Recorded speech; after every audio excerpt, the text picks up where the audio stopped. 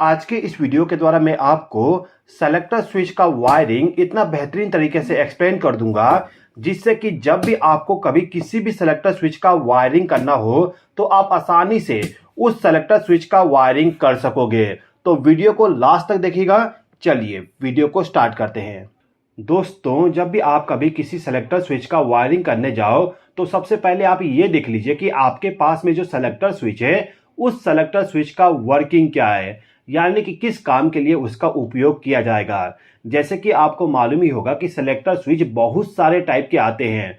जैसे कि फिलहाल के टाइम पे जो मेरे पास में सेलेक्टर स्विच है, ये सेलेक्टर स्विच मेरा ऑटो मैनुअल वाला सेलेक्टर स्विच है। इसके अलावा आपको अमीटर वाली सेलेक्टर स्विच मिल जाएगा, वोल्ट मीटर वाली सेलेक्टर स्विच मिल जाएगा और भी बहुत सारे एप्लीकेशन के लिए अलग अलग तरीके से सेलेक्टर स्विच का डिजाइन किया जाता है। तो फिलहाल के टाइम पे ये जो मेरे पास में सेलेक्टर स्विच है, ये सेलेक्टर स्विच मेरा 3 पोजीशन वाली है। 3 पोजीशन क्यों कह रहा हूं एक बार समझ लीजिए। देखिए यहां पे आप देखोगे तो लिखा हुआ है 1, उसके बाद यहां पर 0 और यहां पर 2, यानी कि इस सेलेक्टर स्विच को यदि मैं 1 नंबर के पोजीशन पे रखता हूं तो एक आउटपुट पावर सप्लाई यहां से जनरेट हो जाएगा। उसके बाद जब मैं इस सेलेक्टर स्विच को 0 पोजीशन पे सेलेक्ट करूंगा तो उस कंडीशन में सेलेक्टर स्विच हमारा आउटपुट कमांड को जनरेट नहीं करेगा। ओके, इसके बाद जब हम सेलेक्टर स्विच को 2 नंबर के पोजीशन पे सेलेक्ट करेंगे तो जो हमारा सेलेक्टर स्विच होता है, ये सेलेक्टर स्विच हमारा दूसरे टर्मिनल से आउटपुट कमांड को जनरेट करेगा।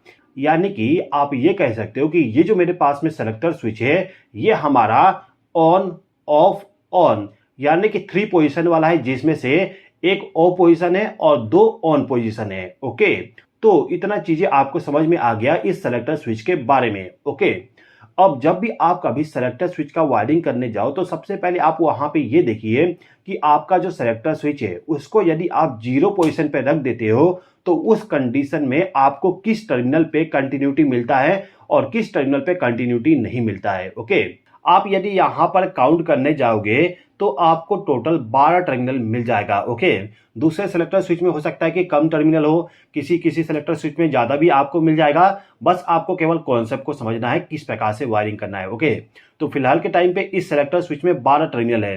अब यहाँ पे जो टोटल 12 टर्मिनल दिया गया है, इसमें से यहाँ पर 3 सेक्शन बनाया गया है, 1 2 3। ओके, यानी कि इस सेलेक्टर स्विच का जो ये वाला सेक्शन है, ये सेक्शन एक कॉन्टैक्ट है। इसके बाद बीच वाला जो सेक्शन है ये अलग कॉन्टैक्ट है और तीसरा वाला अलग कॉन्टैक्ट है। यानी कि आपको यहाँ पर 3 अलग अलग NO-NC कॉन्टैक्ट मिल जाएगा। ओके, तो इस सेलेक्टर स्विच का जो पहला सेक्शन है उसमें आपको टोटल 4 टर्मिनल मिल जाएगा, 2 यहाँ पर और 2 यहाँ पर। तो मैं यहाँ पर 4 टर्मिनल बना देता हूँ। ओके, यहां पर हो गया 2 और यहां पर 2, यानी कि कुल मिला के 4 टर्मिनल हो गए। ओके, अब यहां पे जो कॉन्टैक्ट है, कॉन्टैक्ट हमारा किस प्रकार से उसको हमें चेक करना पड़ेगा, तो इसके लिए हमें मल्टीमीटर का इस्तेमाल करना पड़ेगा।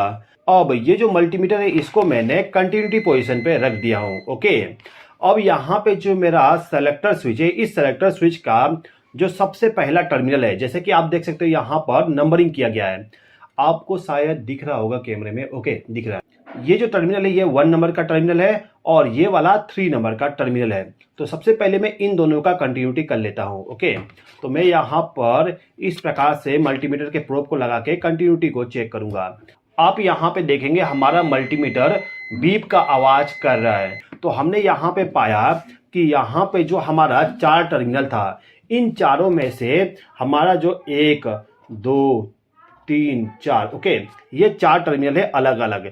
अब यहाँ पे जो 1 और 3 है, इन दोनों में हमें कंटिन्यूटी मिल रहा है। यानी कि आप ये कह सकते हो कि ऑफ पोजीशन में 1 नंबर और 3 नंबर का जो टर्मिनल है ये आपस में शॉर्ट है। ओके, ये जो 1 और 2 नंबर का टर्मिनल है इस पे भी कंटिन्यूटी को चेक कर लेते हैं। तो इसके लिए मैं क्या करूंगा, यहाँ पर हमारा 2 नंबर का टर्मिनल है तो इसके साथ मैंने एक प्रोब को कनेक्ट कर दिया और हमें 1 नंबर पे चेक करना है, तो 1 नंबर यहाँ पर है। ओके, तो मैं यहाँ पे दूसरे प्रोब को लगा देता हूँ। आप देख सकते हो कोई भी कंटिन्यूटी नहीं आ रहा है। ओके, यानी कि ये दोनों कॉन्टैक्ट अभी ओपन कंडीशन में है। ओके, अब यहाँ पे 3 और 4 में भी चेक कर लेते हैं।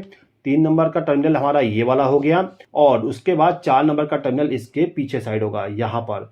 तो मैं यहाँ पे चेक करता हूँ तो आप देख सकते हो कंटिन्यूटी नहीं आ रहा है। यानी कि आप यहाँ पे ये कह सकते हो कि जो हमारा 3 और 4 नंबर का टर्मिनल है ये ओपन कंडीशन में है। आप 2 और 4 में भी चेक करोगे तो आपको कोई भी कंटिन्यूटी नहीं मिलेगा। 2 और 4 यहाँ पर है। मैं इसको चेक करके आपको दिखा देता हूँ। देखिए यहाँ पे कोई भी कंटिन्यूटी नहीं आ रहा है। ओके, तो यहाँ पे आपको केवल ये समझना है कि जो हमारा 1 और 3 नंबर का टर्मिनल है ये हो गया कॉमन टर्मिनल। ओके, अब यहाँ पे जो हम इनपुट पावर सप्लाई कनेक्ट करेंगे फेज सप्लाई वाली, वो फेज सप्लाई हमारा एक इस साइड देगा और एक इस साइड देगा। इसको अच्छे से समझने के लिए मैं यहाँ पर क्या करता हूँ कि जो सेलेक्टर स्विच है इसको मैं 1 नंबर के पोजीशन पे सेलेक्ट कर देता हूँ। ओके, और इसको सेलेक्ट करने के बाद मैं यहाँ पर 3 और 4 नंबर के पोजीशन को चेक करता हूँ। तो ये हमारा 3 नंबर का टर्मिनल है और इसके नीचे में 4 नंबर है, यानी कि ये वाला और ये वाली। ओके, तो यहाँ पे मैं देख सकता हूँ कि ये दोनों कॉन्टैक्ट ओपन कंडीशन में है। तो अभी के टाइम पे 3 और 4 नंबर के टर्मिनल पे हमें कोई भी कंटिन्यूटी नहीं मिल रहा है। अब हम चेक करेंगे 1 और 2 नंबर के टर्मिनल पे। तो 1 और 2 नंबर का टर्मिनल चेक कर लेते हैं। ये 1 हो गया, इसके नीचे में 2 मिल जाएगा आपको। ओके, तो मैं इस साइड से रख देता हूँ और यहाँ पे मैं कंटिन्यूटी को चेक कर लेता हूँ। आप देख सकते हो यहाँ पे हमें कंटिन्यूटी मिल रहा है, यानी कि आप यहाँ पे कह सकते हो कि यदि हम इस सेलेक्टर स्विच को 1 नंबर के पोजीशन पे सेलेक्ट करेंगे, मैं यहाँ पे लिख देता हूँ जिससे कि आपको अच्छे तरीके से समझ में आ जाए। ओके, तो 1 नंबर का सिलेक्शन करने पर हमें कंटिन्यूटी मिलेगा 1 और 2 नंबर के टर्मिनल पे। ओके, अब इसके बाद मैं यहाँ पर इस सेलेक्टर स्विच को 2 नंबर के पोजीशन पे सेलेक्ट कर दूंगा। उसके बाद 3 और 4 नंबर के टर्मिनल पे चेक करूंगा तो मुझे यहाँ पे कंटिन्यूटी मिल जाएगा। तो इन 2 टर्मिनल पे मैं चेक कर लेता हूँ। आप देख सकते हो मुझे कंटिन्यूटी मिल रहा है। तो यहाँ पे आप कह सकते हो कि 2 नंबर का सिलेक्शन करने पे हमें कंटिन्यूटी 3 और 4 नंबर के टर्मिनल पे मिल रहा है। ओके, तो अभी तक जो मैंने आपको एक्सप्लेन किया वो एक्सप्लेन किया इस सेलेक्टर स्विच का ऊपर वाले सेक्शन का। अब इसके नीचे में आपको 2 और सेक्शन मिल जाएगा। अलग अलग सेलेक्टर स्विच में अलग अलग टाइप से होता है, लेकिन फिलहाल के टाइम पे ये जो मेरा सेलेक्टर स्विच है, इस सेलेक्टर स्विच में 3 सेक्शन है जो कि अलग अलग कॉन्टैक्ट है। यानी कि आप कह सकते हो कि ये जो सेक्शन है इसका पूरा सर्किट डायग्राम ये है। अब इसके नीचे में जो 2 और सेक्शन है इनका भी सर्किट डायग्राम पूरा इसी टाइप से बनेगा। यानी कि आप यहाँ पे कह सकते हो कि आपके पास में इसी प्रकार से 8 और टर्मिनल मिल जाएगा। मैं यहाँ पे आप लोगों को पूरा टर्मिनल बना के दिखा देता हूँ। ओके, यहाँ पे हमारे पास में 8 हो गया और पहले वाला के भी बना देता हूँ। यहाँ पर पूरा एक साथ में सर्किट डायग्राम आपको बना के दिखा दूंगा। ओके, तो यहाँ पे टोटल हमारे पास में 12 टर्मिनल है जो कि इस सेलेक्टर स्विच में दिया गया है। ओके, अब जैसे कि मैंने आपको बताया था कि इस सेलेक्टर स्विच में जो 1 और 3 नंबर का टर्मिनल है वो आपस में शॉर्ट है। यानी कि आप यहाँ पे कह सकते हो कि ये जो हमारा 1 नंबर और 3 नंबर का टर्मिनल है ये आपस में इस प्रकार से लूप है इंटरनली। ओके, हमें बाहर से कोई भी लूप लगाने की जरूरत नहीं है, अंदर से ही ये कनेक्ट है। इसी प्रकार से आपका जो यहाँ पर 5 और 7 नंबर का टर्मिनल ये भी आपस में शॉर्ट है। इसके बाद जो 9 नंबर और 11 नंबर का टर्मिनल है ये आपस में शॉर्ट है।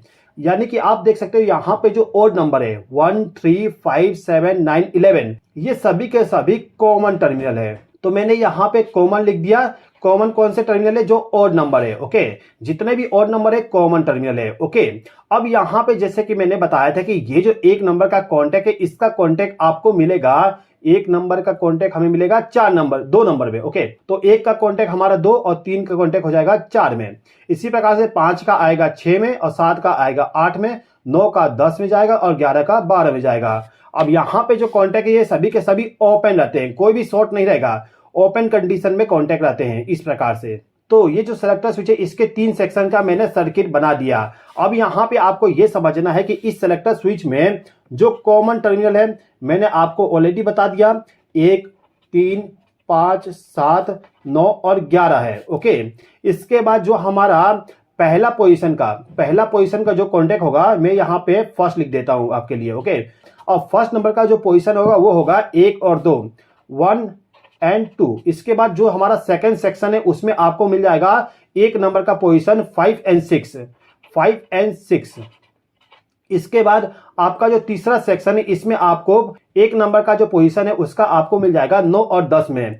यानी कि 9 एंड 10 में आपको कंटिन्यूटी मिल जाएगा जब आप इस सेलेक्टर स्विच को 1 नंबर पोजीशन पे सेलेक्ट करोगे। ओके, इसके बाद जब आप इस सेलेक्टर स्विच को 2 नंबर के पोजीशन पे सेलेक्ट करोगे तो यहां पर आप देखोगे कि आपका जो सेलेक्टर स्विच है इसमें जो 3 और 4 नंबर का टर्मिनल है उस पे आपको कंटिन्यूटी मिलेगा। ये हो गया पहला सेक्शन का।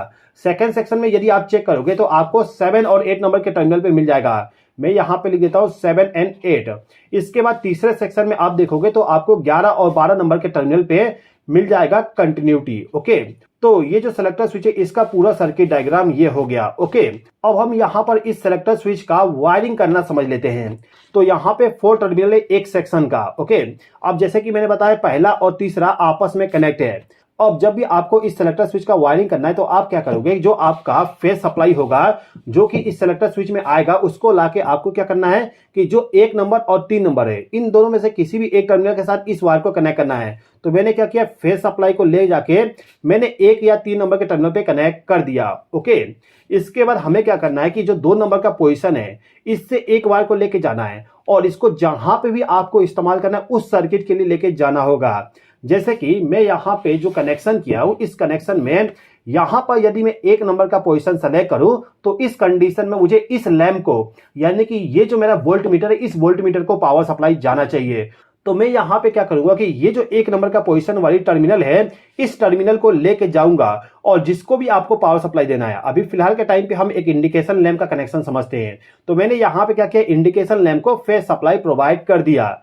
इसके बाद आपके सेलेक्टर स्विच का जो दूसरा पोजीशन है, जैसे कि मैं यदि इसको 2 नंबर के पोजीशन पे सेलेक्ट कर दूं तो इस समय मुझे इस लैंप को ग्लो करवाना है। तो मैं क्या करूंगा कि इसके आउटपुट टर्मिनल से एक वायर को कनेक्ट करके ले जाऊंगा और जिस भी इंडिकेशन लैंप को मुझे ग्लो करवाना हो उसको ले जाके पावर सप्लाई प्रोवाइड कर दूंगा और न्यूट्रल पावर सप्लाई इसको डायरेक्टली मिल जाएगा। ओके, तो ये जो सेलेक्टर स्विच है इस सेलेक्टर स्विच का जो बेसिक कनेक्शन है वो कनेक्शन इस प्रकार से होगा। ओके, तो जो मैंने आपको कनेक्शन बताया वही कनेक्शन पूरा इस सेलेक्टर स्विच का अभी के टाइम पे करके रखा हूं। अब यदि मैं इस सेलेक्टर स्विच को 1 नंबर के पोजीशन पे सेलेक्ट करूं तो आप देखोगे ये वाला इंडिकेशन लैंप ग्लो होने लगा, यानी कि यहां पे वोल्टेज हमारा शो होने लगा है। ओके, तो अभी के टाइम पे आप ये कह सकते हो कि यदि मैं इस सेलेक्टर स्विच को 1 नंबर के पोजीशन पे सेलेक्ट करूं तो पावर सप्लाई इधर से फ्लो होगा, इधर से पावर सप्लाई नहीं फ्लो होने वाला।